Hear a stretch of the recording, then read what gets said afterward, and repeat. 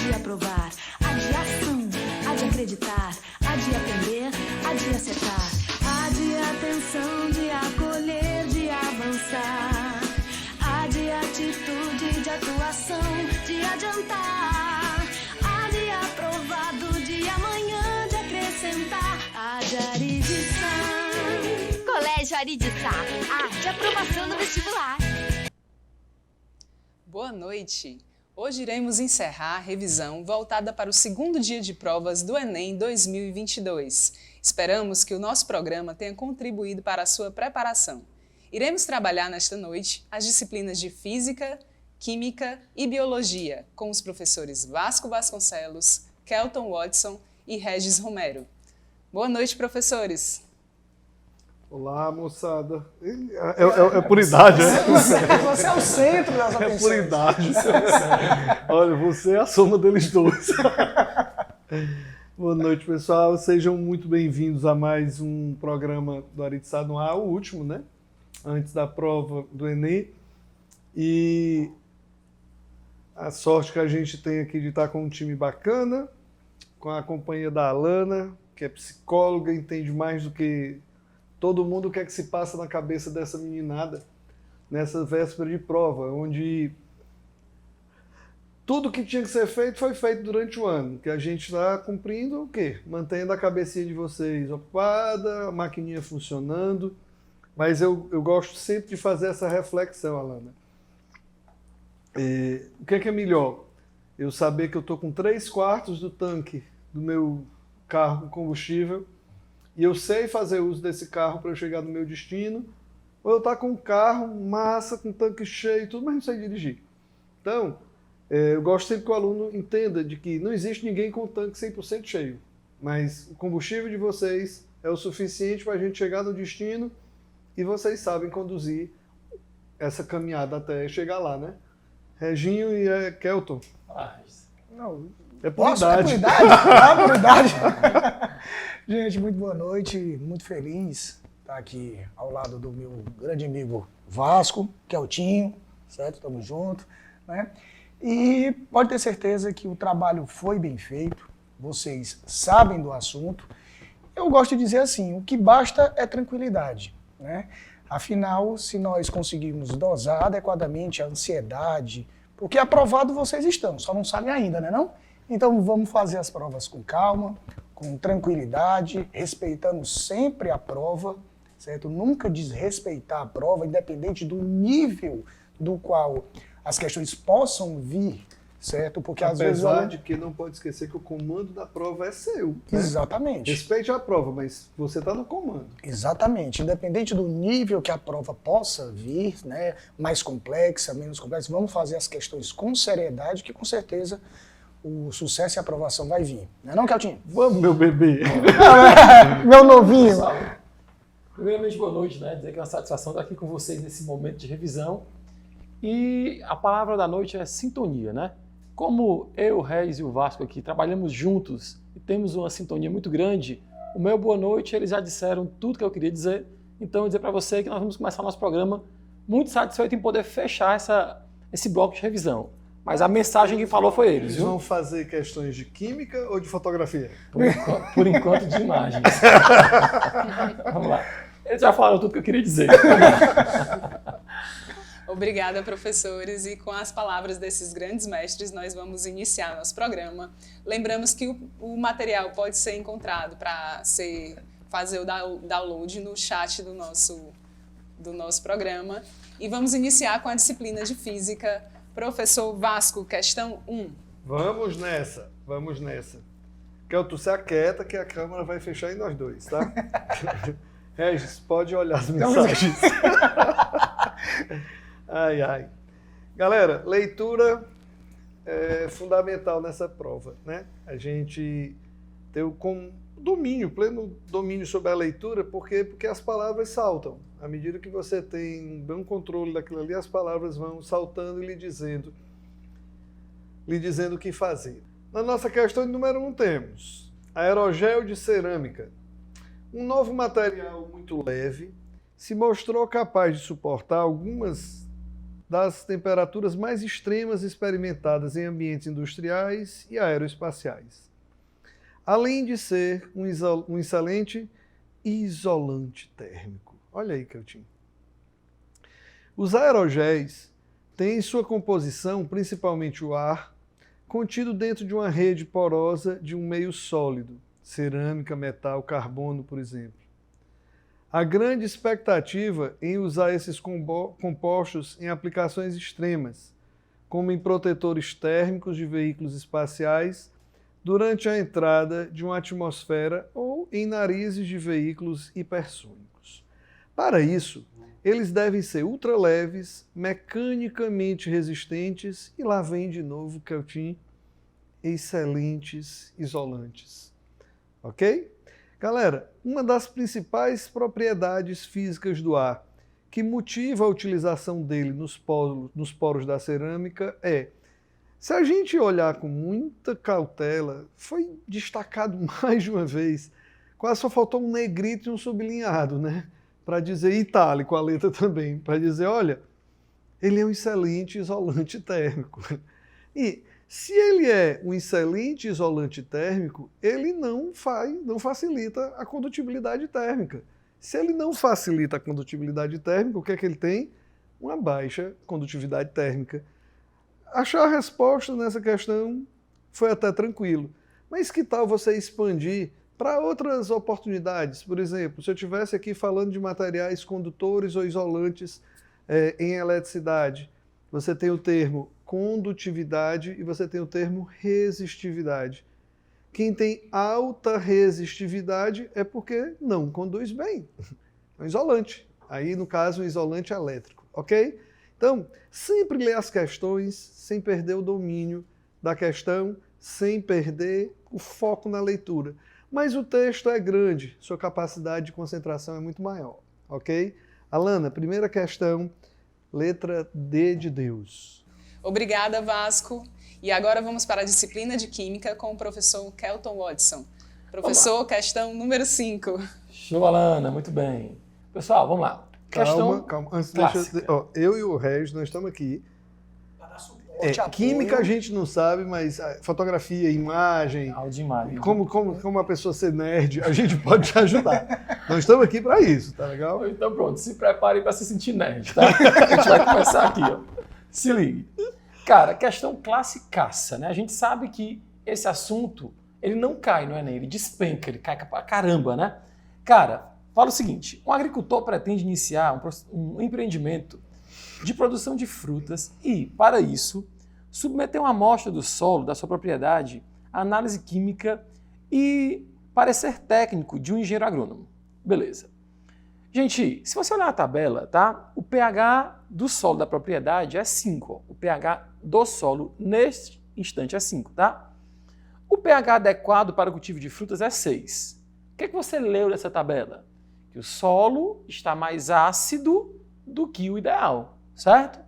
Beleza. O parecer técnico recomenda fazer uma correção do pH do solo. Correção do pH do solo tem um nome chique, né? Qual é o nome chique? Calagem. Beleza? Correção do pH do solo, calagem. Tá bom. Para que o agricultor possa fazer a correção do pH do solo de forma adequada para a produção, ele deverá adicionar no solo o quê? Meu povo, essa questão é da nossa aula 32 da apostila, tá? Você sabe qual é a aula, não sabe? Aula de bom senso. Jesus, se o solo está ácido, para corrigir um ambiente ácido, eu devo colocar uma coisa que é básica. Ponto. E a gente vai entrar no assunto que o Regis entende pra caramba, que é o assunto de genética. Genética dos sais, tá? Olhe para as substâncias. Tá vendo aí, Regis? A interdisciplinaridade. Olhe para as substâncias, tá? Muito bem, se eu passar, como é que eu vou olhar para a substância? A primeira que ele bota é NaCl. Cara, NaCl, ele é um sal que tem que genética? Ele vem do Na e do Cl. Velho, quem é a base que forma esse sal? NaOH. E quem é o ácido? HCl. Meu irmão, a base é forte e o ácido é forte.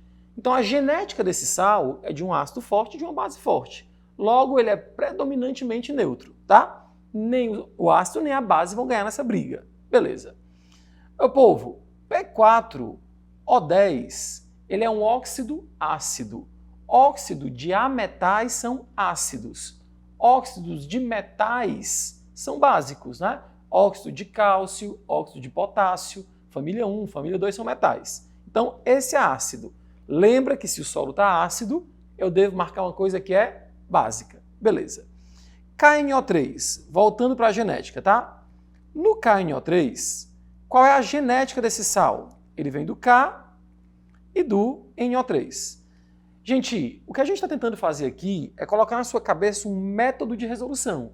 Então não viaje muito, meu irmão. Pense fácil. Não sabe quem é a fonte desse cara? Desmancha o sal. K para um lado, NO3 para o outro. Na genética dele, ele vem de uma base que é forte e de um ácido que é forte. Se ambos são fortes, o sal de novo é neutro, então não resolve o nosso problema. Item D, NH4Cl. Genética desse sal vem do NH4 e do Cl. Na moral, sem viajar demais, tá? Ó, base dele, NH4OH. Ácido HCl. Kelton, mas é que eu não sei se o NH4OH é uma base forte ou fraca. Velho, o NH4OH é amoníaco, você passa na pele. Então não pode ser uma base muito forte. Você pode passar soda cáustica na pele?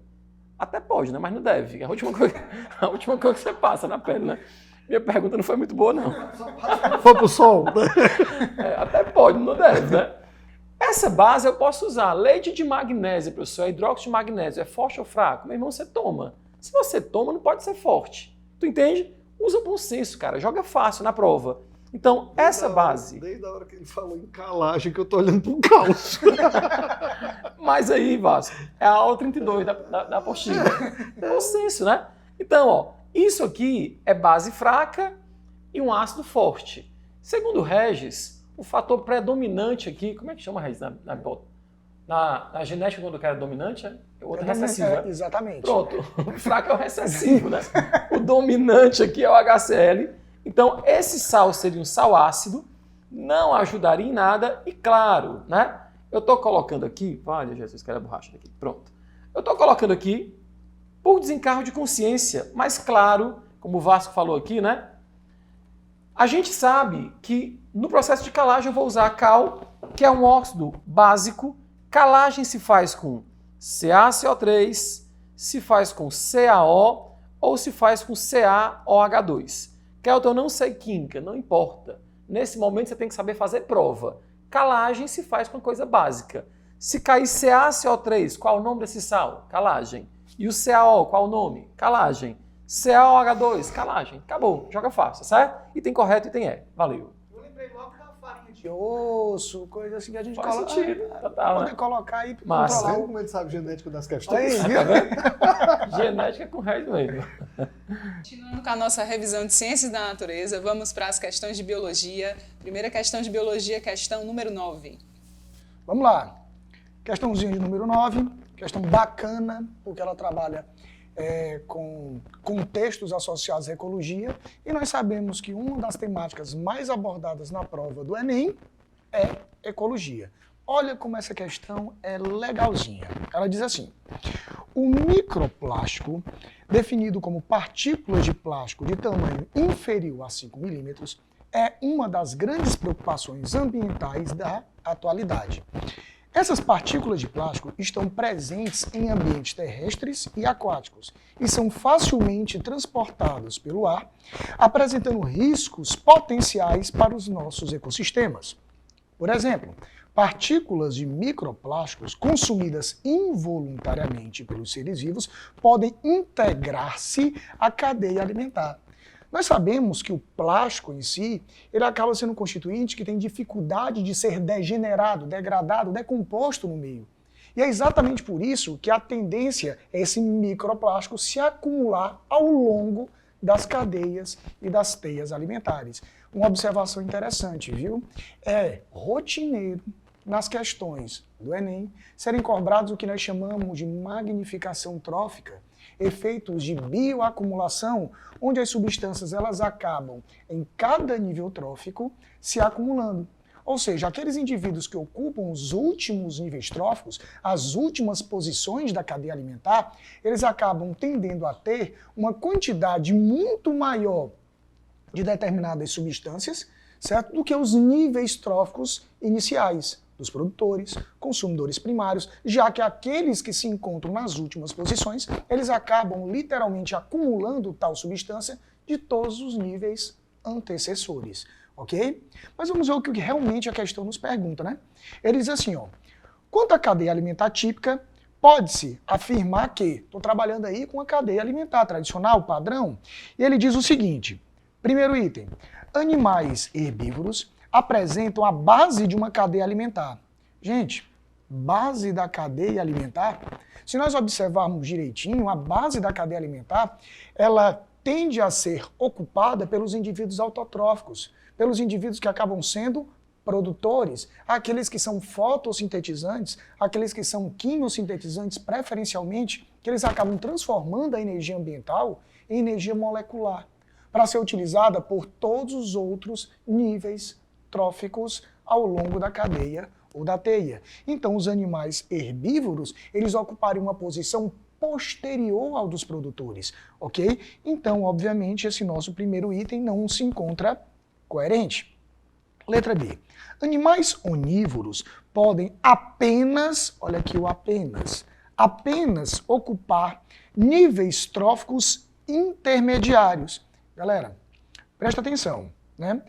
Se você observar um indivíduo que é onívoro, certo? Ele acaba ocupando posições distintas na cadeia. Por quê? Porque ele tem uma variedade nutricional maior.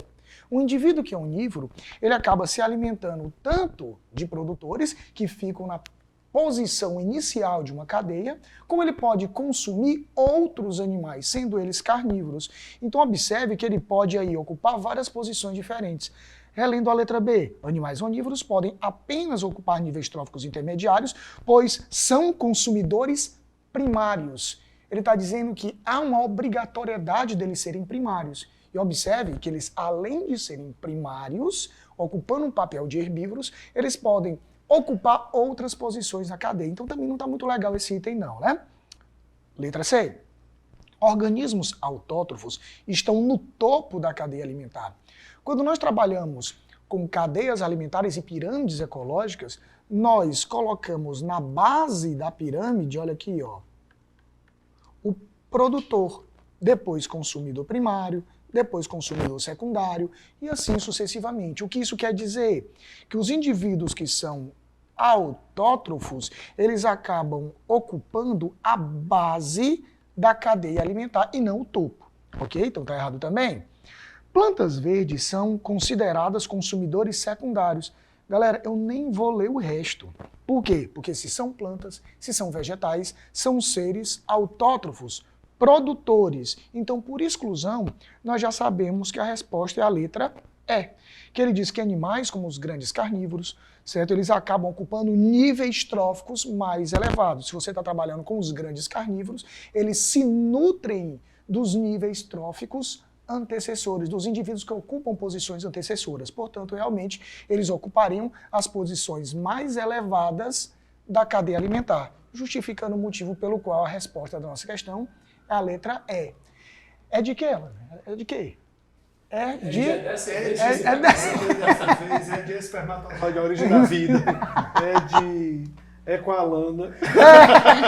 Eu ia deixar ela falar, né? Mas você... Deixa eu só fazer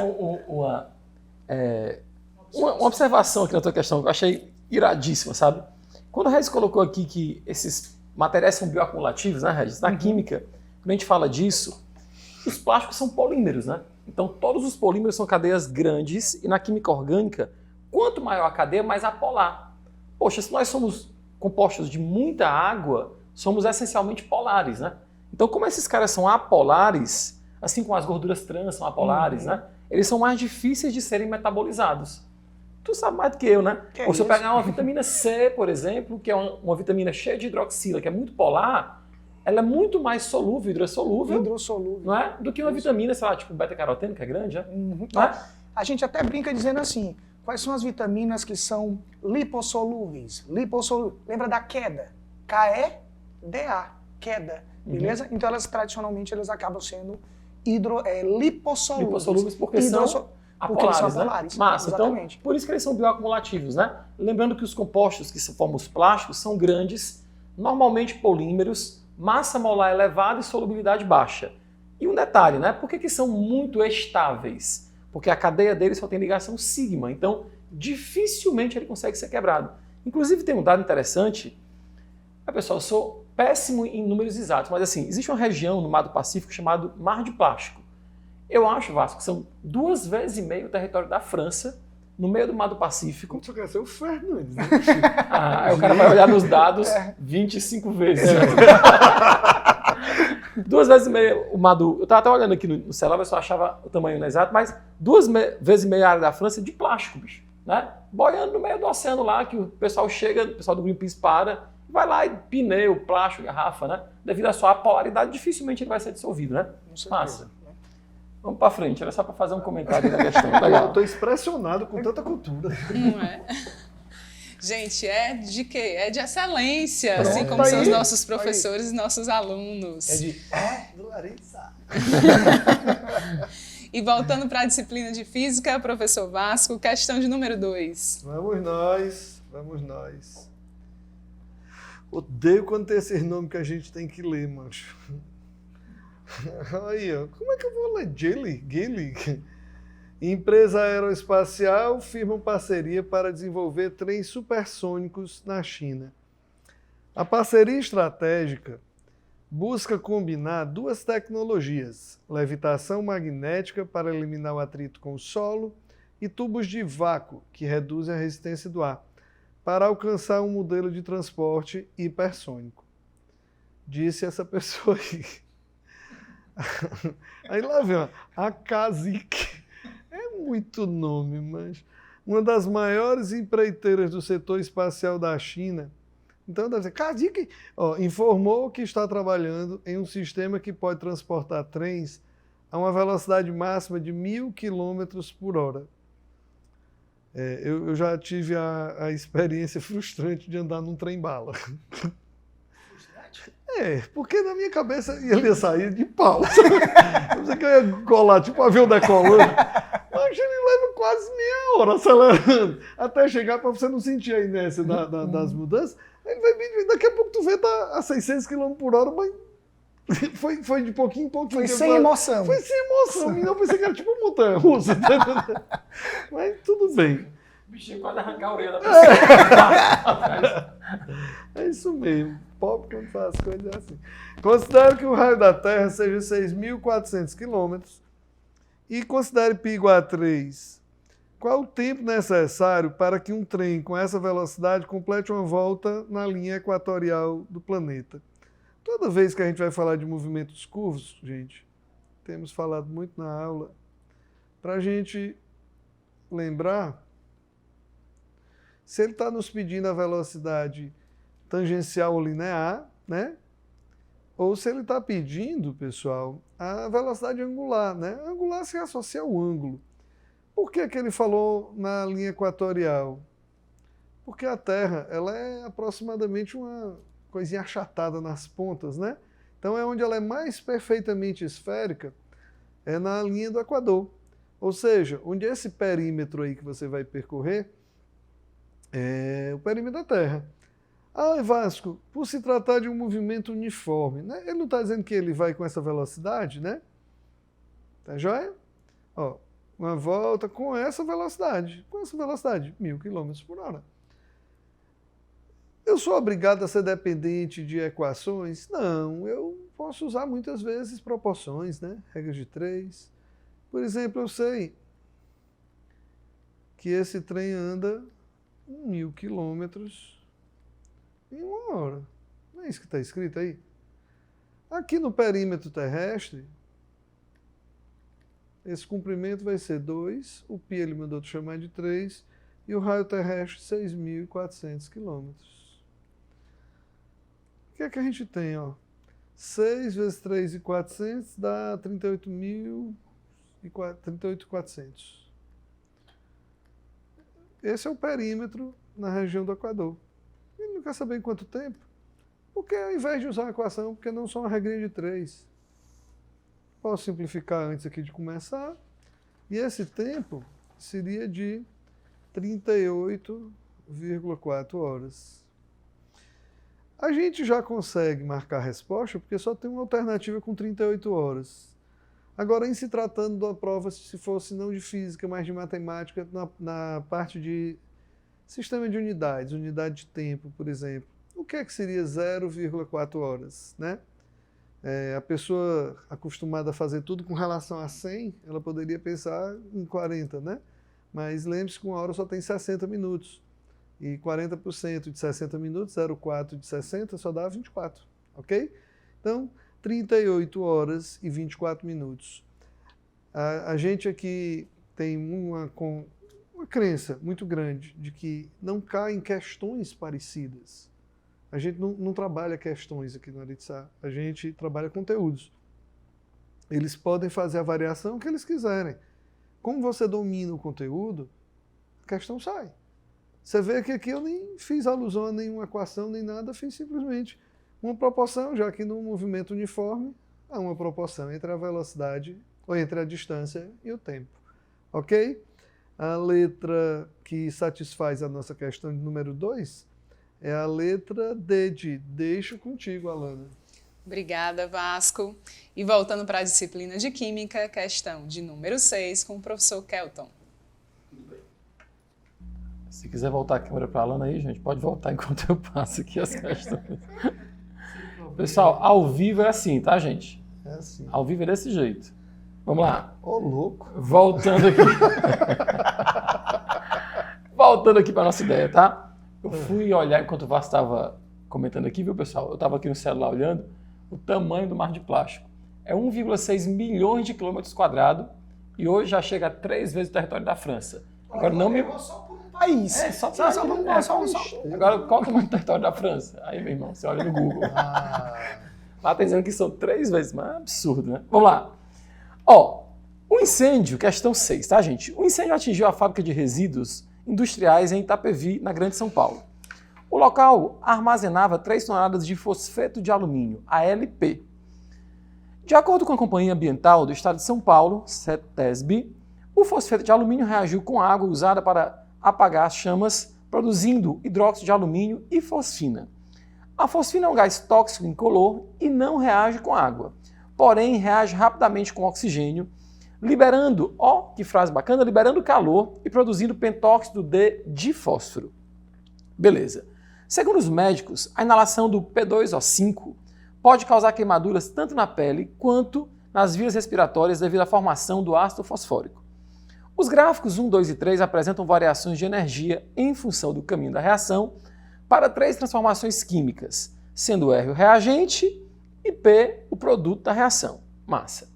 Gente, o comando da questão é sobre esses gráficos, tá? Entre os gráficos 1, 2 e 3, aquele que apresenta corretamente a reação da fosfina com o oxigênio, descrita no texto é... Fica vendo o gráfico por esse, se tu quiseres, tá? Massa. Valeu, Vasquito. Obrigado. Ó, então assim, então volta pra cá. Gente, analisando o gráfico, deixa eu só riscar aqui, tá? Para você entender o que eu estou fazendo, certo? Analisando o gráfico, a gente percebe que o gráfico 1, o reagente tem mais energia que o produto. Então, para eu sair do topo para baixo, nós temos que tcharam, liberar calor. Cara, então o gráfico 1 libera calor. Se libera calor, é uma reação exotérmica. A gente sabe que o ΔH disso é negativo. Pessoal, negativo não é da matemática. Ai, coitadinho, que pequeno, ele é menor do que zero. Não é assim que lê, tá? Negativo é uma palavra. Que palavra é essa? Libera. É o que eu tinha menos o calor que eu liberei. Então, libera calor. Cara, ΔH negativo é uma reação que libera calor. Essa reação que libera calor, onde ela acontecer, quem botar a mão perto dela vai sentir quente. Processo exotérmico tem ΔH negativo, libera calor e fica quente. Top? Lembrado, né? Segundo gráfico, o reagente tem pouca energia, produto tem muita energia. Mais uma vez, né? Joga fácil. Se eu vou sair de baixo, lá para cima, eu tenho que absorver calor. Endotérmico, né? Quando vai absorvendo, ouvido, né? É besteira, mas ajuda. Absorvendo é sempre uma reação endo. Então, para a gente, a leitura aqui seria assim, ó. Segundo gráfico, endotérmico, Não esqueça que o ΔH disso é positivo e esse positivo é uma palavra. A palavra é absorve calor. Meu irmão, onde ocorrer um processo endotérmico, vai ser um ambiente que vai ficar frio. Ah, levei uma porrada na perna, botei uma bolsa térmica fria. Certeza é um processo endotérmico, porque quem fala é você, não é a bolsa, né? Se você está sentindo frio, é porque existe algum processo que rouba o teu calor. Se o processo absorve calor de ti, você sem calor é você com frio. Então, se alguém absorveu calor, processo endotérmico. E o terceiro gráfico, reagentes e produtos têm o mesmo conteúdo entálpico, que é o nome bonito do mesmo calor, tá? Mesma quantidade de energia, é um processo atérmico. O gráfico 3, ele é um processo atérmico. Fazendo comparação aí com a nossa termodinâmica, né, dos gases, queira ou não queira, tem uma ligação. Esse atérmico aí seria o que a gente chama lá de adiabático. Total, né? adiabático, né? É isso. Não há mudança de energia interna, é isso? Beleza, né? Então assim, ó, pra gente... Não há troca de calor. É. Show. Ó, então pra gente, item 1, vou olhar aqui pelo do Vasco, tá mais perto de mim, vamos lá. Item 1 fala assim, ó, o gráfico 1 é... Pois a reação é endotérmica e apresenta ΔH menor do que zero. Meu irmão, se você olhar o gráfico 1, ele é um processo exotérmico, então tá falso. A reação com fosfina libera calor, né? É exotérmica. Quem representa a reação da fosfina? É o gráfico 1, item B? Show. Só que, pois é uma reação exotérmica e tem um ΔH menor do que zero. Se sinta na energia, se sinta. Ó. Tudo que nós falamos, né? A reação da fosfina se liga, libera calor, ΔH negativo, obviamente menor do que zero. Então, item correto, item B. Ah, professor, mas eu queria ter marcado o item C. É o gráfico 2? Não, porque nós vimos que ele é endotérmico, fica frio, né? A reação lá fica quente, causa queimadura. É o gráfico 2 não, e o gráfico 3 não, porque a reação é atérmica. Obviamente, item correto, item B de... Bora, Lana, que é contigo. Altamente criativo. Pode ser item B de boa prova. De boa prova. Né? Já desejando aqui para os nossos alunos. Só que eu achei tão clichê, entendeu? De fato, um pouco. Mas... Vou mudar. Mas vamos lá, então, questão de número 10. Professor Regis Romero, é com você. Vamos lá. Questão de número 10, uma questãozinha que trabalha com contextos associados à citologia, osmose, fluxo hídrico. Aí, Kelchinho, osmose, tá? Fluxo hídrico, ou seja, é outro tipo de assunto que acaba sendo recorrente no nosso Enem, tá? Questão de número 10. Em um tubo de ensaio contendo apenas água destilada, um pesquisador colocou igual número de células íntegras de hemácias e de algas verdes unicelulares clorofíceas. Após uma hora, o tubo foi centrifugado, né, e o material precipitado foi recolhido com uma pipeta, gotejando sobre uma lâmina de vidro e observado ao microscópio óptico, no qual seria possível identificar a presença de células íntegras. Em seguida, a solução acima do precipitado foi recolhida e submetida à análise bioquímica para a possível identificação de moléculas de hemoglobina ou de clorofila. Primeira informação importante. O que eu estou fazendo aí, certo, com as minhas células? Primeiro, quais células são? Eu estou trabalhando bem aqui, ó, certo? Deixa eu colocar aqui bonitinho. Estou colocando aqui as minhas hemácias e as algas verdes. Nós sabemos que no interior das hemácias nós encontramos as hemoglobinas, beleza? Então, se é no interior das hemácias que nós encontramos as hemoglobinas, caso aconteça a ruptura daquela membrana, aquelas hemoglobinas ficarão disponíveis aí naquela solução. Consequentemente, caso haja a sua ruptura, eu vou conseguir identificá-las lá no meu líquido, lá, certo, na solução. O que eu encontro nas algas verdes? Bom, nós encontramos a velha clorofila, beleza? Portanto, eu sei que Se houver a ruptura da membrana, se houver a ruptura da célula, aquelas moléculas de clorofila ficarão disponíveis na solução, ok? Então vamos lá. O que ele diz na questão? Que eu vou colocar as hemácias e as algas verdes, certo? Em uma centrífuga. Que é aquele aparelhozinho, né, Keltinho, que fica girando, tal, aquela coisa, rompe a membrana da célula, separa por tamanho, peso e densidade. Tô indo certo, não tô, Keltinho? Certíssimo. Beleza, tá? Então, o que acontece, né? O que eu vou fazer? Eu vou romper a membrana dessas células, se for possível, beleza? E, posteriormente, vou analisar a presença de soluções que possam conter o conteúdo que estava no interior da célula. Entendemos, né? Sacou, tá? Tô certo, Vasquinho? Certíssimo. Quando Se você você falou, tá dizendo... inclusive, de centrifugar, né? Na linguagem física, né? Porque que aquelas coisas mais densas querem ir para fora? Porque elas têm mais inércia. Bacana. Né? Então, o pessoal usa esse termo força centrífuga e assim é um termo tecnicamente incorreto para essa situação. Aquelas partículas se sentem com mais à vontade para ir para fora por conta de quê? Delas terem maior inércia. Então é devido à inércia do movimento circular. Tem uma experiência que caiu há muito tempo num vestibular interessante. Com esse princípio da centrifugação. Ele colocou um tubo e dentro desse tubo tinha mercúrio. E centralizado nesse tubo, ele estava bem no meio do tubo, ele colocou umas esferinhas, assim, como se ele tivesse dividido o tubo em duas metades. Na metade dessas metades, uma esfera de isopor de um lado e uma esfera de... Era água. E ele colocou uma esfera de ferro e uma mais densa, outra menos densa que a água, eu não me lembro. Certo. E ele começou a girar. E aí, na hora que você está imerso numa coisa que é mais densa do que você, a tendência natural é ser expulso. Mas quando é menos denso, o efeito inercial é o contrário. Entendi. Sabe? É como você pegar um balão que está preso no teto do carro, você dá uma acelerada, a vontade dele é ficar parado. Mas ele é mais denso que o ar. Então, ele fica parado, mas ele não tenta se apoiar, por isso que o balão desloca. Mas se fosse um balão de gás hélio, que ele estaria preso por aqui, quando tu desse uma arrancada na frente do carro, o que é que ele ia acontecer? Ele ia fazer o contrário daquilo ali, sabe? Tu dava uma arrancada ao invés dele ir para trás, quem foi para trás foi o ar, que é mais denso. E aí, quando joga, bate na parede de volta e leva o balão para frente. Todo o efeito é contrário. Então, aproveitando essa deixa, que nessas centrifugações, nesses movimentos circulares, quando eu sou mais denso do que o meio, o que aconteceria é normal. Quando eu sou menos denso, o efeito é todo reverso. Olha que bacana. Foi por isso que o Vasco falou que era muito conhecimento num canto só. Aí, viu?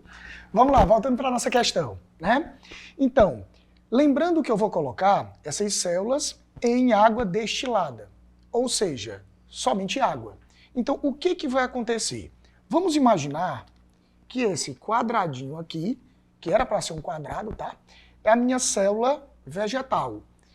Observe que no momento que eu coloco essa minha célula vegetal, certo, em água destilada, eu vou colocá-la em um meio que é hipotônico em relação a ela. Ou seja, sua concentração é menor do que a concentração intracelular.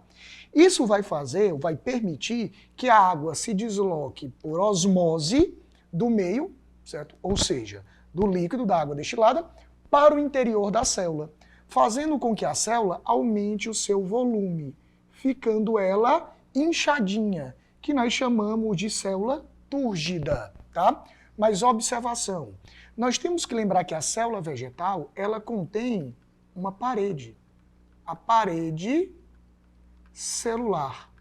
E essa parede celular, ela acaba sendo extremamente resistente, impossibilitando que aconteça a plasmoptise, que é um nome bonitinho de pipoco. Ou seja, para evitar que a célula literalmente estoure, beleza? Então, o que eu já entendi? Eu entendi que no local que eu tenho células vegetais, ou neste caso, células de algas, porque algas não são plantas, no momento que eu coloco uma célula de uma alga, certo? Que tem parede celular similar à de uma parede celular de um vegetal, nós notamos que ela ganha água, porque ela está no meio hipotônico, aumenta de volume, mas não acontece a ruptura. Se não acontece a ruptura, consequentemente, eu não vou encontrar a clorofila na solução, tá certo? Mas, Regis, se eu estivesse trabalhando aí com a minha hemácia, vamos colocar aqui, ó. Imagine que essa bolinha aqui é a minha hemácia. Eu estou trabalhando aí com o meu glóbulo vermelho e vou colocá-la em um meio hipotônico, ou seja, em água destilada, onde a sua concentração é menor do que a concentração intracelular. Logo, por osmose, a água entra. Só que as células animais, diferente de células de algas, ou diferente de células, por exemplo, de vegetais, ou até mesmo de células de fungo, que também tem parede celular, bacteriana, que tem parede também, né? Ela não possui, no caso aí, parede celular. Ou seja, à medida que a célula vai ganhando água, ela aumenta de volume, mas ela pode sofrer, olha aqui, ó, ruptura da membrana. E no momento que ela sofre a ruptura da membrana, consequentemente, o material intracelular acaba sendo extravasado. Ou seja, é o famoso, a plasmoptise, hemólise celular. No momento que isso acontece, o meio começa a ficar todo preenchido, ó, pelas hemoglobinas. Acabou a nossa questão. Vamos voltar aí para os itens. Letra A, posterior a esse experimento, né, porque ele coloca assim, né? Nesse experimento, ao microscópio, o pesquisador, letra A, não observou células íntegras de hemácias e de algas. As células das algas se mantêm íntegras. Então está errado. Letra B, observou apenas células íntegras de hemácias. Opa, tá errado, porque as hemácias, elas acabam sofrendo essa ruptura, essa hemólise, ok? Letra C, observou apenas células íntegras de algas, bacana, por causa da parede celular, que seria, no caso, resistente. E na solução aquosa, eu vou encontrar as hemoglobinas que foram oriundas da ruptura da célula animal. Maravilha! Por isso que a nossa resposta é a letra C, tá? E por que a letra D e a letra E estão erradas? Bom, você observa que nessas letras eu vou de encontro àquilo que é dito na letra C. Observa as células íntegras de hemácias e de algas, nós acabamos de ver que as hemácias não se mantêm íntegras, e na letra E observou células íntegras de hemácias e algas, novamente, ó, essa parte de hemácia está íntegra, está errado. Portanto, resposta letra C. C de quê? C de conquista, que eu tenho certeza que os nossos alunos irão alcançar. Dessa vez eu pensei antes, hein? Foi boa, foi ensaiada. C de certeza. E certeza que agora nós vamos aprender um pouco mais de física com o professor Vasco, questão número 3. Vamos nós. É importante, quando a gente vai fazer a leitura, pessoal, a gente ter muita cautela com esse negócio de similaridade, né? Quando você vê, eu estava lendo um pouco sobre o mal do século, né, Alana, que é a ansiedade. Eu acho que não tem nada mais forte hoje em dia com essa meninada do que a ansiedade. Eu acho que saiu da faixa etária deles, eu acho que está sendo um mal mundial. As pessoas querem andar na velocidade da internet, né? Elas querem tudo para ontem, tudo para ontem, literalmente, né? E às vezes a gente esquece de apreciar a viagem, né? A vida é uma viagem tão bacana para a gente simplesmente passar correndo por ela, né? Então, eu estava lendo aí, dizendo que das características do ansioso, você está conversando com ele, ele fica querendo completar a sua frase, ver a palavra que você vai dizer, né? É aquela coisa agitada, né? E que a gente, nessa prova, mesmo que a gente seja diagnosticado com algo desse tipo, que a gente lembre que é um dia muito especial. As pessoas encaram muito como um dia, cara, vai te levar para a universidade, vai te dar continuidade a uma série de sonhos. Então é um dia muito especial. É um dia que merece a gente deixar de lado todas essas coisas que atrapalham o nosso dia a dia, né? Então, na questão número 3, para vocês não ficarem se prendendo a palavras parecidas com coisas que vocês já viram. Olha só. Poucos predadores noturnos são mais eficientes do que os morcegos comedores de inseto. Talvez alguém já comece a dizer, vai ser um problema de reflexão. Bate, volta. Aí tem o outro que vai dizer que pode ter difração, tá? Porque essa onda poderia contornar um obstáculo e ele... Que tal a gente ler, né, para a gente ver? As rajadas de ultrassom emitidas pelos bichos permitem que eles vejam na mais completa escuridão, a não ser, é claro, quando a presa desejada é uma certa mariposa-tigre. Pesquisadores dos Estados Unidos mostraram que, como um daqueles aviões invisíveis, esse inseto também consegue se esconder do sonar do seu amigo, graças às suas próprias emissões de ultrassom. Então, a onda emitida pelo morcego e a onda ou contra-onda emitida pelo inseto, vai haver uma interação entre elas, né? A questão já disse o que é que ia acontecer. Havia a ideia de que o sonar do morcego não funcionaria bem diante do contrassonar do inseto. O jeito de testar essa proposta não poderia ser mais simples. Os pesquisadores fizeram com que algumas mariposas ficassem mudas, removendo o órgão usado para emitir o ultrassom. O que aconteceu foi totalmente consistente com a hipótese do contra-ultrassom das mariposas. Os insetos de outras espécies eram facilmente devorados, assim como as mariposas mudas. Mas era bem mais difícil os morcegos capturarem as mariposas que tinham ultrassom funcional. Em pleno voo, os morcegos tinham que ficar corrigindo o curso, muitas vezes sem chegar a lugar algum. Nosso próximo slide, ele diz: qual fenômeno é o principal responsável pelo fato de o senso de localização dos morcegos ser prejudicado pelas ondas que essas mariposas existem? Ah, Vasco, tem reflexão? Pessoal, tem, mas ele não está perguntando isso, ele está perguntando por que não funcionou. Porque deve ter havido uma superposição, tá, dessas duas ondas. Qual é o nome desse fenômeno em física? Interferência. Então, na hora que a gente vai ler, a gente precisa ter uma serenidade além do normal para não deixar com que coisas do passado, vocês já devem ter feito um monte de questão que é a resposta desse tipo de problema é reflexão. Mas aí funciona como o senso de ecolocalização dele? Por reflexão. Ele está perguntando por que é que deixou de funcionar.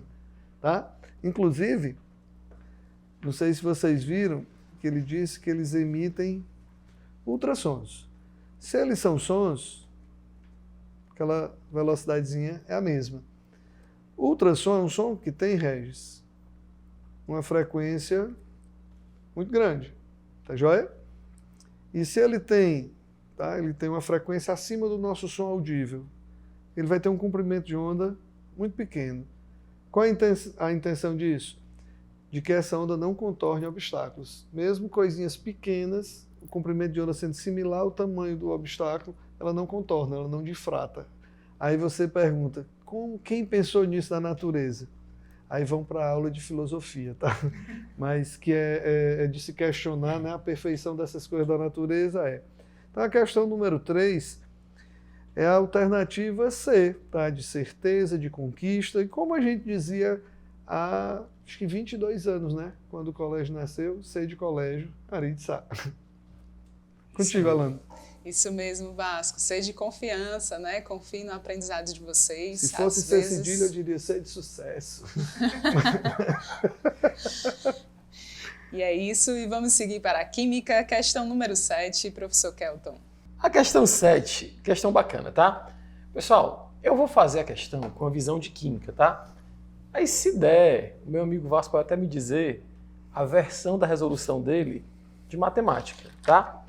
Eu vou dizer o que é que eu entendi, mas eu sei que esse cara é o cara das proporções, então ele pode lhe ajudar de alguma forma.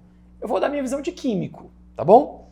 Ó, nos municípios onde foi detectada a resistência do Aedes aegypti... Pensando que ia perguntar para mim sobre o Aedes aegypti. Ah, gente, também o Regis, eu já ia perguntar, só que bem que o Vasco disse que a ansiedade A pessoa fica, né? Se adiantando, já ia dizer isso também, Regis, entendeu? Ah, entendi. É porque eu tô falando. Eu me senti excluso Não, aqui. mas tu percebeu o que eu ia falar, né? Não, eu notei. Ele foi até a última instância Só- de provocar, pra ver. Exatamente. Já vou perguntar pro comecei Vasco. disse, só pra taxar se ele é ansioso. Depois vou perguntar pro Vasco, certo aí. A questão é sobre a Aedes aegypti. Aí eu, que bacana, obrigado, viu, Keltinho? Vai lá, Sabe, mano. eu ia perguntar o Regis, é porque ele foi ansioso, né? Que ficou, tomou a frente. Ah, Vamos meu lá. querido, Tá vendo vai aqui lá, essa brinca. questão aqui é interdisciplinar, pessoal. Na realidade eu coloquei, não vou mais nem fazer, quem vai fazer é o Regis e o Vasco. Os municípios onde for detectada a resistência do Aedes aegypti, o larvicida tradicional será substituído por outro de concentração 30%, volume. De um novo princípio ativo. A vantagem desse segundo larvicida é que uma pequena quantidade da emulsão apresenta alta capacidade de atuação, o que permitirá a condução de um baixo volume de larvicida pelo agente de combate às endemias. Para evitar erros de manipulação, esse novo larvicida será fornecido em frascos plásticos e, para uso em campo, todo o seu conteúdo será diluído até um volume final de, você marca aí, 1 litro. Qual o volume final? 1 litro. O objetivo é obter uma concentração final de 9% em volume. Então, peraí, o volume final que a gente quer é de 1 litro, tá? E a concentração final que a gente quer é 9% em volume, tá? 9% eu vou chamar aqui de volume barra volume. O objetivo é obter a concentração final de 9%. Lembrando, quanto era a concentração inicial? Era 30% em volume. Cara, que volume de larvicida deve conter o frasco plástico? Tá bom. A pergunta é, qual o volume da solução inicial que eu devo usar para fazer 1 litro da solução 9%?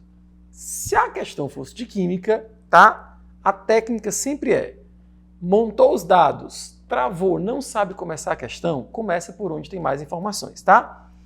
Cara, eu tenho uma informação inicial, né? Inicial, deixa eu apagar aqui que eu botei um F, né? Inicial. Beleza?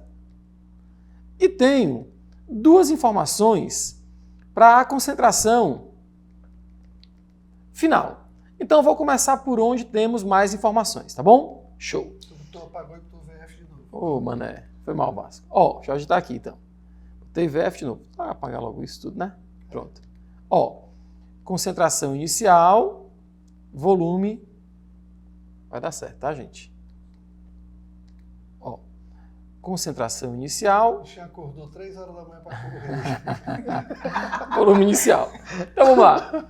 Começando, foi quase 3, Vasco, foi 4. Ó, começando pelo lado que tem mais informações. O que é 9% em volume? Cara, é português, né? Você vai ler. Aliás, essa prova você tem que saber 2 coisas muito bem, né? Ler e escrever. Então leia comigo, leia. 9% em volume é 9 coisas em cada 100 coisas. Isso é 9%. Se é 9% em volume, é 9 ml do larvicida em cada 100 ml de solução. Isso é volume, né? Professor, mas eu quero fazer 1 litro. Pois tá bom. Já que você quer fazer 1 litro, 1000 ml, aqui vai ser X. Então você vai precisar, de fato, de 90 ml do larvicida, tá? Então você vai precisar de 90 ml de larvicida. Você vai pegar a sua mão, linda e maravilhosa, colocar lá no frasco, plá, e arrancar 90 ml de larvicida puro, tá bom? Então você vai lá para o outro lado, vai fazer o seguinte, ó. A sua concentração forte não é 30% em volume, né? 30% em volume é assim, ó. As pessoas que quiserem 30 ml de larvicida devem usar 100 ml dessa solução forte. Como nós precisamos de 90 ml de larvicida, eu tenho que usar quanto? X. Isso aqui daria 300 ml da solução concentrada. Kelton, eu queria ver a foto do que tu vai fazer. Tá bom. Então tu vai pegar 300 ml da solução concentrada e depois jogar água até que o seu volume final seja 1 litro. Beleza? Seja 1000 ml. Então, de fato, nós vamos ter que usar 300 ml da solução concentrada. Tá, essa foi uma resolução que a gente fez usando a regra de 3, né? Mas existe uma outra resolução que a gente treina. Mas que eu vou te dizer, depois essa tu pode... seria a minha. Tá. Eu teria ido por essa. Achei bacaníssima. Eu teria ligado para você e perguntado assim, como é que eu faço? Como é que eu faço? Não, ele só fez ajustar ali as quantidades que estava para 100 e colocou para 1000, né? Pronto. A outra ideia, Vasco, que eu sempre peço para os meninos olharem, porque assim, de fato, essa molecada sabe mais matemática do que eu. Né? Porque assim, a gente sabe, né, Raiz? Assim, a gente estuda tanto química, tanto biologia, que tem coisa que a gente olha e diz assim, eu já vi, mas não tem segurança, né? Eu admiro os nossos alunos pela gama de conhecimentos que eles têm que absorver. Porque Eu admiro a pessoa que conhece a palavra gama. Então não sei o que é. A gente fica aqui ao lado Gama assistindo. pra mim é uma né? radiação. É porque assim, a gente fica aqui ao lado assistindo, obviamente, as aulas dos amigos, dos colegas e tal. E, obviamente, o Keltinho faz as questões com tanta naturalidade, né? Tipo, é assim, você sabe muito bem, assim. Eu tenho certeza que ele deve estar querendo falar alguma coisa, né? Olha a idade aparecendo aqui, o bocejo do velho farreteiro aqui. Mas eu admiro vocês, viu, gente? Vocês têm que absorver uma gama de conteúdos enormes, né? Parabéns. Vai lá, Keltinho. Olha lá, só para dar outra ideia, né? Vasco, cara, concentração e volume, eles são inversamente proporcionais, tá? Então, assim, como são inversamente proporcionais, vou até colocar assim, tá? Ó, vai dar certo. Então, esse conceito de concentração, queira ou não queira, é muito similar ao conceito de densidade, né? Sim, total. Massa-volume, né? Ó, a gente vai sair de 30% para 9%, tá certo? Se a concentração divide por 3,3, mais ou menos, né? O volume, não é inversamente, né? Tem que multiplicar por 3,3, não é assim? Quanto mais água eu boto, mais fraco fica. Então, se a concentração... mais diluído, né?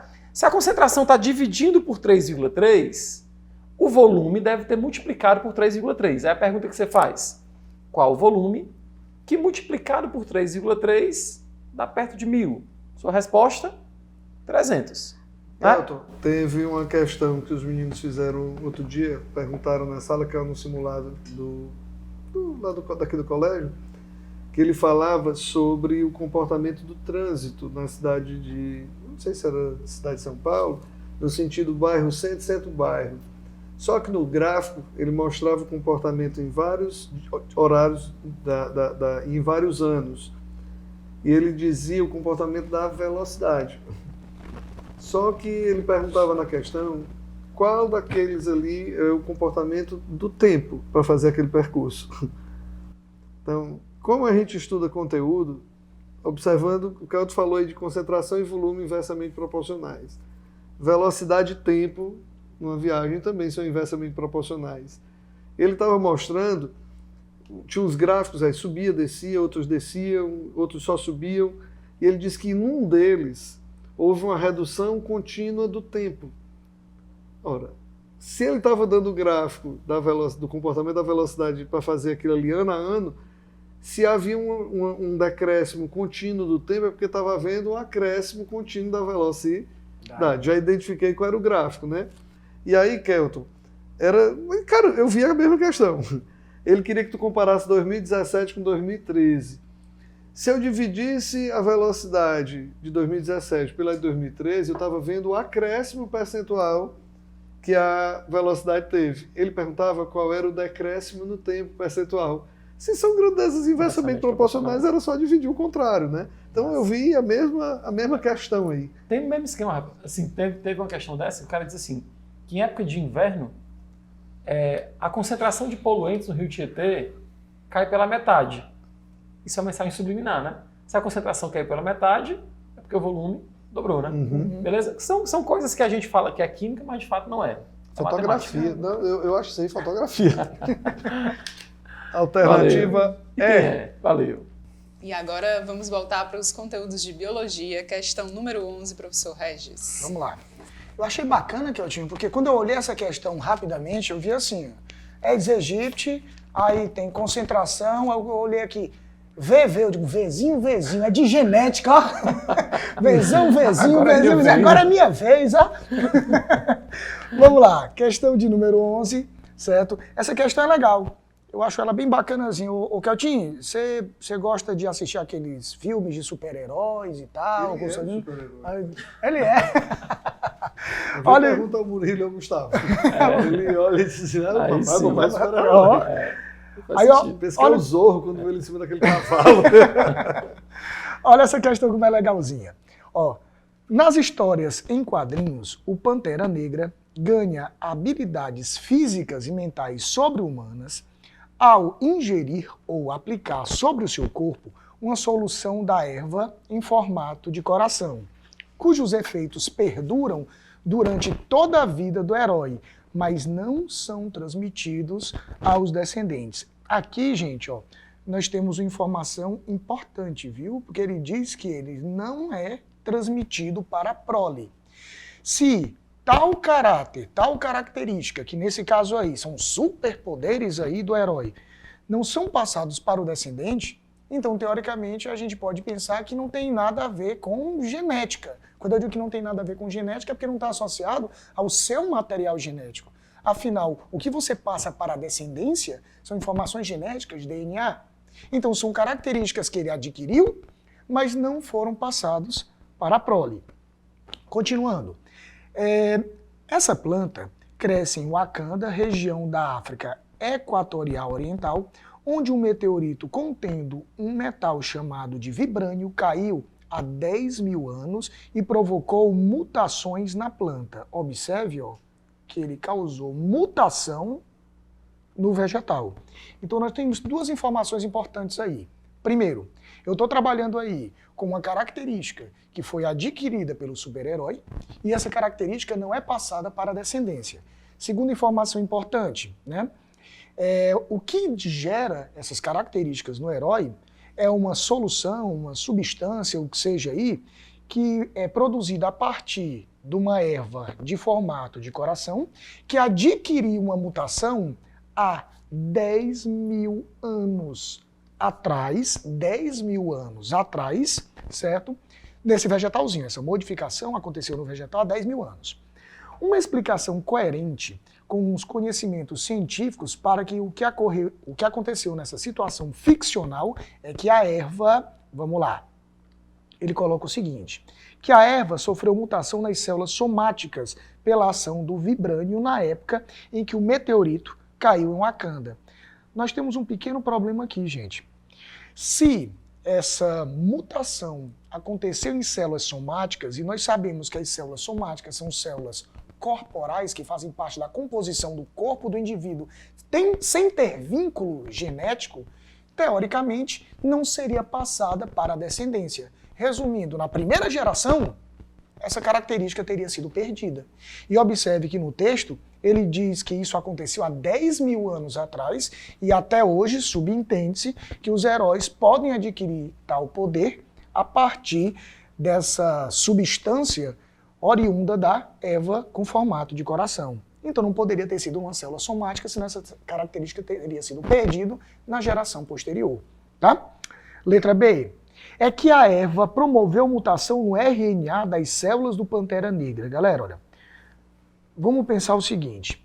Se tivesse acontecido uma mutação do RNA, pronto, o RNA mensageiro, a manifestação da característica seria extremamente momentânea.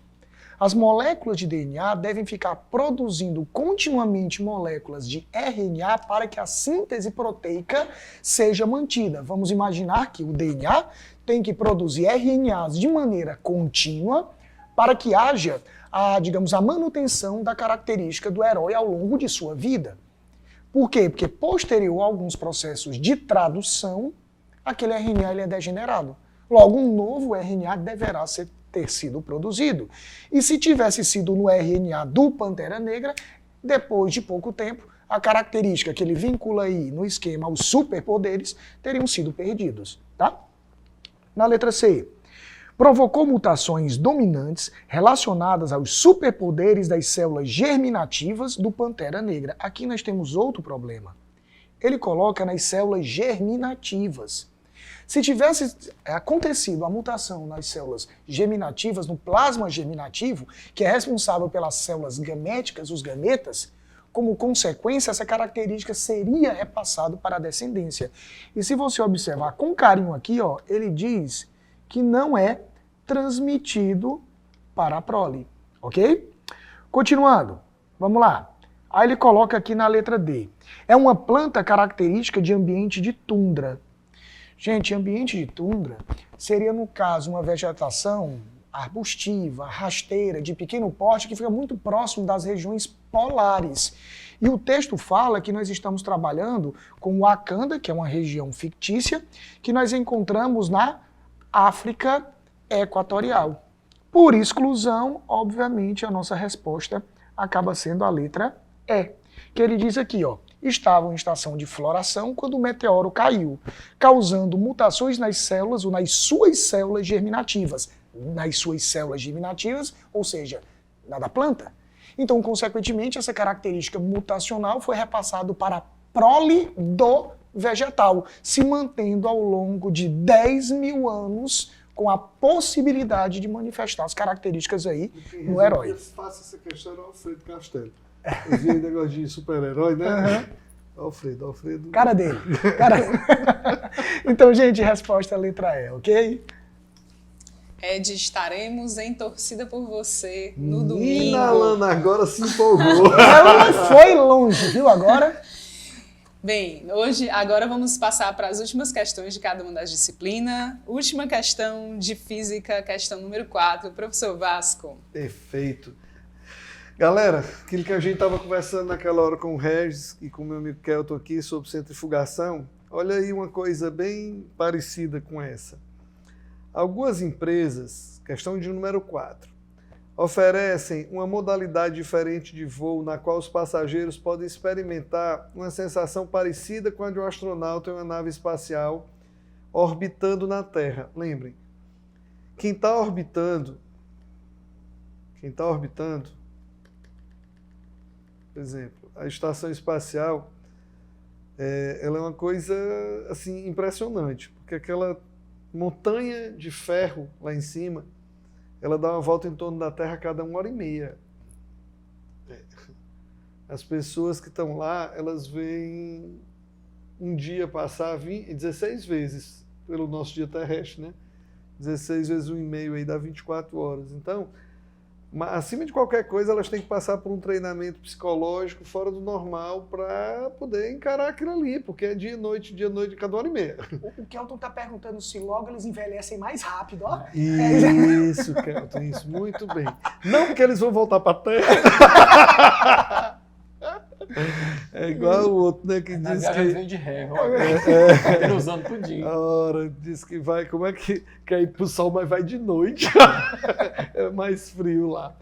Então, quem está orbitando, olha que interessante, Alana. Quando essa nave está orbitando, a sensação de quem está dentro dela, pessoal, eu sempre quero ir para a direção anterior, com a velocidade altíssima. Então, eu tenho sempre aquela mesma sensação de um carro fazendo uma curva, a sensação de querer ir para fora.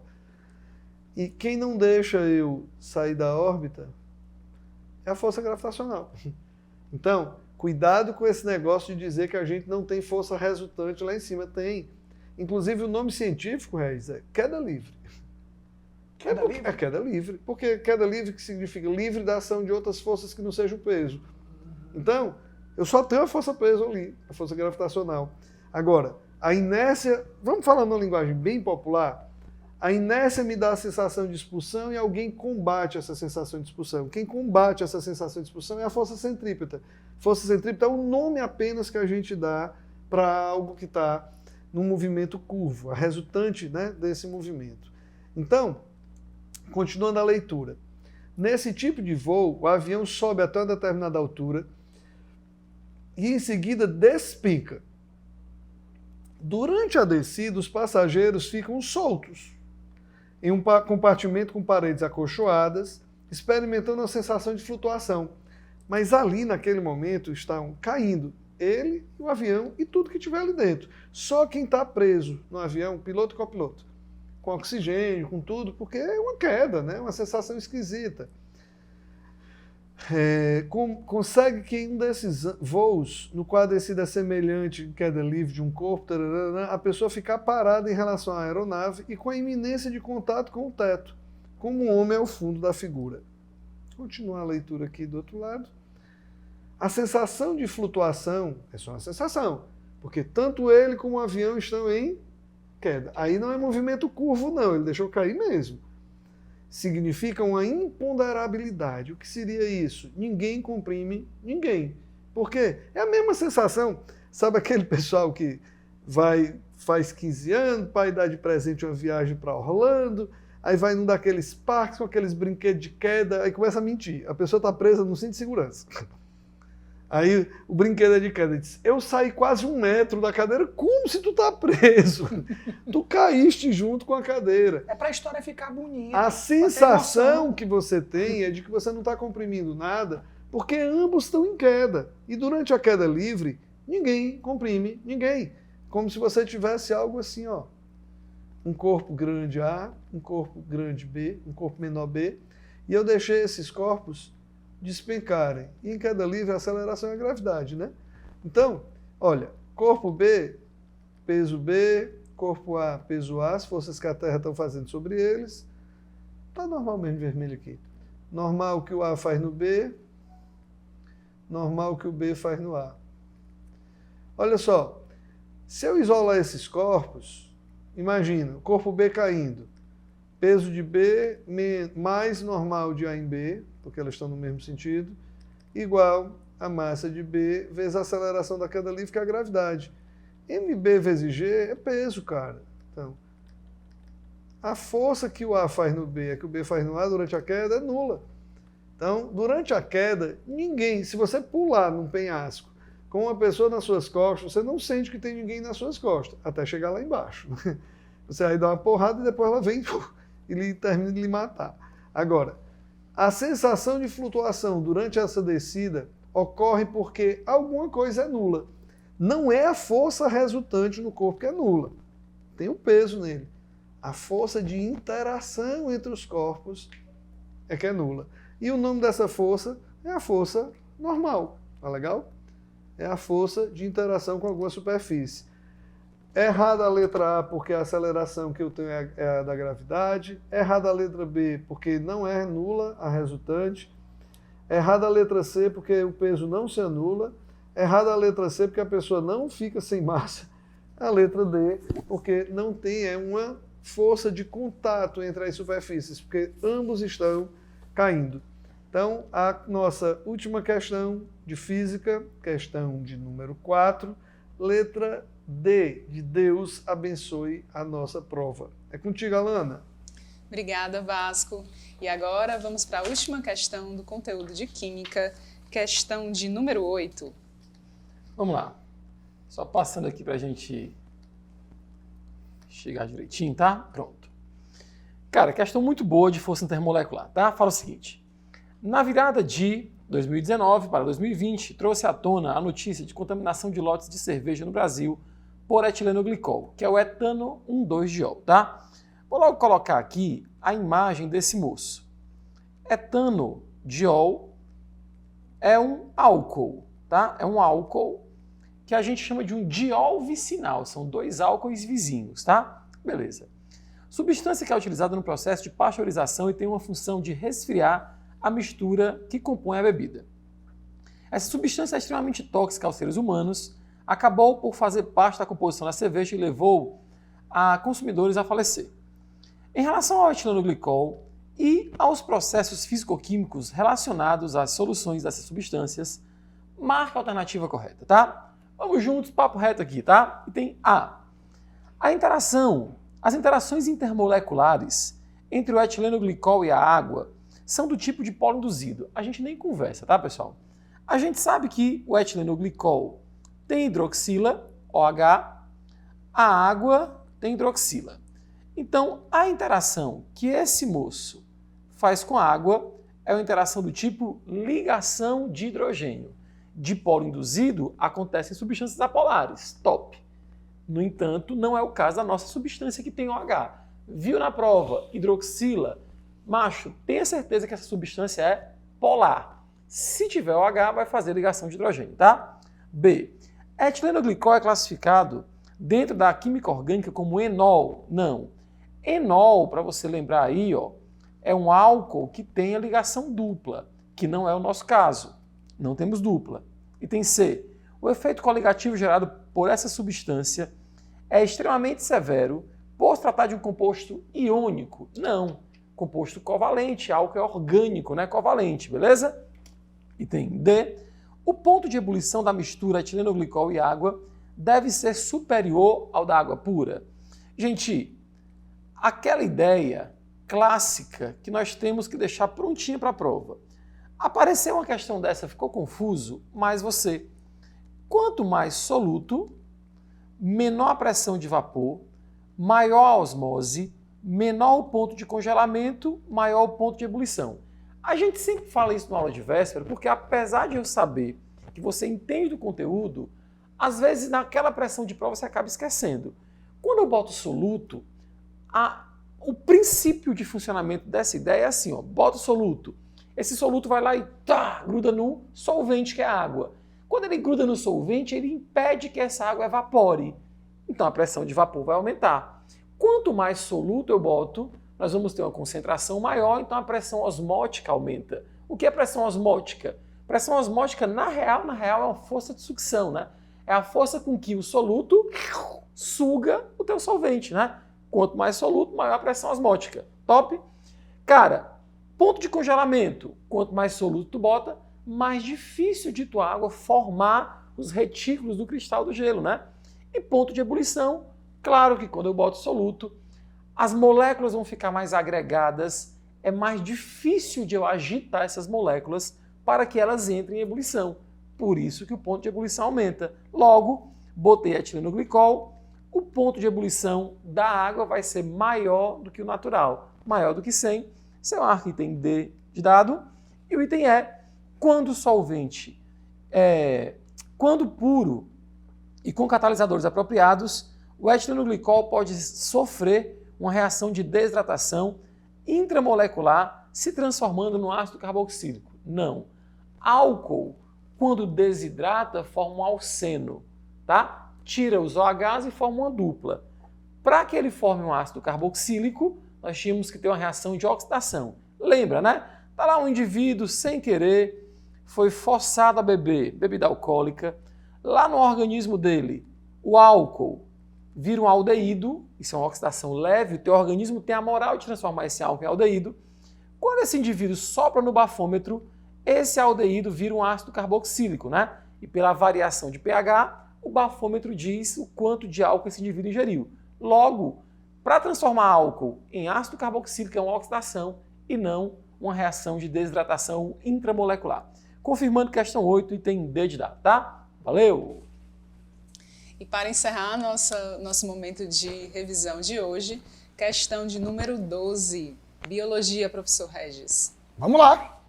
Gente, olha, essa questão de número 12, né, é uma questão que caiu já na prova, de maneira similar, obviamente, caiu na prova do Enem, onde ele trabalhava com frequência dos alelos que nós encontramos lá no nosso tipo sanguíneo, tipagem sanguínea IA, IB, Izinho. E foi uma questão que eu acabei tendo que fazer de maneira recorrente, porque alguns alunos, obviamente, tiveram algumas dúvidas. Então, para tirar toda e qualquer dúvida em relação a essa parte de frequência, vamos para a questão de número 12. Olha aqui. Pesquisadores em campo descobriram uma população de aves marinhas isoladas em uma ilha. Nas anotações feitas por esses pesquisadores, constavam as seguintes informações. Observe que ele coloca assim: eu tenho uma população estimada de 12 mil indivíduos. Então vamos colocar aqui, ó. A população seria de 12 mil indivíduos, ok? E ele coloca assim: desses 12 mil, eu tenho 3.600 que são homozigóticos, sendo eles azão. Eu vou ter 6 mil indivíduos que acabam sendo heterozigóticos, azinho. E eu vou ter 2.400 indivíduos que vão ser homozigóticos recessivos. Gente, olha, a primeira coisa que a gente tem que lembrar é que se eu estou trabalhando com 12 mil genes, obviamente eu estaria trabalhando com 24 ou 12 mil indivíduos, melhor dizendo, eu estou trabalhando com 24 mil genes.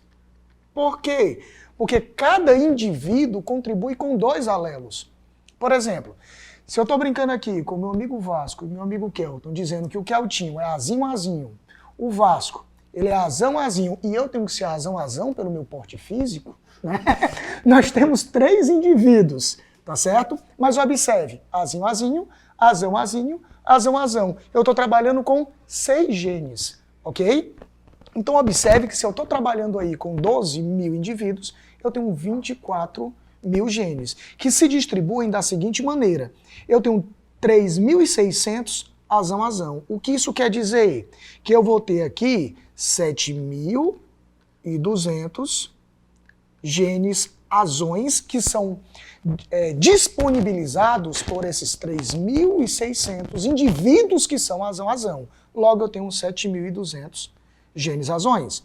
Se eu tenho aqui, né, 6.000 indivíduos que são azinho, isso quer dizer que eu vou ter 6.000 genes azões e eu vou ter aqui, ó, 6.000 genes que são azinhos. E se eu vou ter aqui 2.400 indivíduos que são azinho, logo eu tenho 4.800 genes azinhos disponibilizados pelos homozigóticos recessivos, ok? Tranquilo até aí, tá? Informação importante. Isso quer dizer que eu vou ter 13.200 genes azões e eu vou ter 10.800 genes azinhos. Se você somar isso aqui, vai dar exatamente os 24 mil genes. Observe, pura matemática até agora, tá certo? Detalhe, ele fala o seguinte, ó, voltando para a questão. Todos os indivíduos, ou melhor, todos os possíveis cruzamentos estão acontecendo, embora sem registro de mutação ou seleção. Isso mostra que a minha população encontra-se em equilíbrio. Sabendo que a minha população encontra-se em equilíbrio, a nossa letra B de bola já foi embora, tá certo? Outra coisa importante, se eu tenho 24 mil genes, sendo 13.200 azões, qual o valor percentual de alelos azões que eu tenho nessa minha população? Fácil. Olha aqui, ó. A gente chama isso de frequência dos alelos. Eu vou ter aqui, ó, 13.200 genes azões sobre o todo, que é 24 mil. Isso me dá exatamente 0,55. Logo, a frequência de azões que eu tenho na minha população é de 55%. Já respondemos a questão. Eu faço de uma maneira bem simples. Eu digo assim, eu brinquei aqui falando que o Keltinho é azinho, o Vasco é azinho e eu sou azão. Totalizamos o quê? 3 pessoas, 6 genes. Mas observe que eu tenho 3 azinhos e 3 azões. O que isso quer dizer? Que a frequência de cada um dos alelos vai ser de 50%, ok? Aqui eu tenho a frequência de azão sendo 50%, ou melhor, 55%. Eu já sei que a resposta é a letra E, tá? Reis, qual seria a frequência de azinho? Ô, meu amigo, se 55% é azão, 45% tem que ser azinho. Por quê? Porque eu tenho que ter os 100%, que é o todo. Agora, se você quiser complicar, que eu acho inviável, você basta colocar 10.800 sobre os 24 mil, que eu garanto que você chega novamente no 0,45. Beleza? Regis, dá para excluir os outros itens? Claro. Na letra A, ele coloca a frequência genotípica e diz que é 100% da frequência alélica. Gente, isso aqui são a frequência dos alelos. A frequência do genótipo é a frequência do azão, a frequência do azinho e a frequência do azinho, que obviamente vai ser diferente, porque depende do valor percentual de cada um dos alelos. Confere, Vasco? Tá tranquilo, né? Então, obviamente, isso aqui, ó, já era. Aí, detalhe, todos os alelos da população, certo? Seria 15 mil. Nós acabamos de ver que todos os alelos da população não é 15 mil. seria quanto? 24 mil. Beleza? E Regis, como é que eu faço a frequência de azão a azão? Beleza? Porque ele pergunta aqui, ou nos informa, na letra C, que a frequência de azão a azão é 0,1. Resumindo aí, tá? Gente, a frequência de azão a azão é a chance de você selecionar um alelo azão dentro dessa população com outro alelo azão.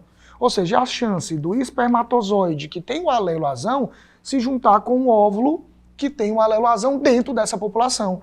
E você sabe que a chance de você encontrar cada um deles é 0,55, 0,55. Que não é. Que garanto que não dá 0,1. Dá 0,30%, 30,25. Beleza? Vamos metade de 55. Exatamente. Né? Então aí, resposta realmente, letra É impressionante, né, Reis? A ligação disso daí, a analogia toda de probabilidade, né, cara? Exatamente. Toda. E o Reis usou ali, pessoal, nada mais, nada menos do que o conceito de complementar, né? Exatamente. A probabilidade de uma coisa ser, se é 10%, a de uma coisa não ser, aqui é 90%. Tem que dar porque 100%. o todo tem que dar 100%. Tem que dar 100%. Beleza? Exatamente. Show. Alternativa de eu vou passar no vestibular, eu estudei no área de Sá. É um novo! Essa música é de 2007. Vamos lá, Lana.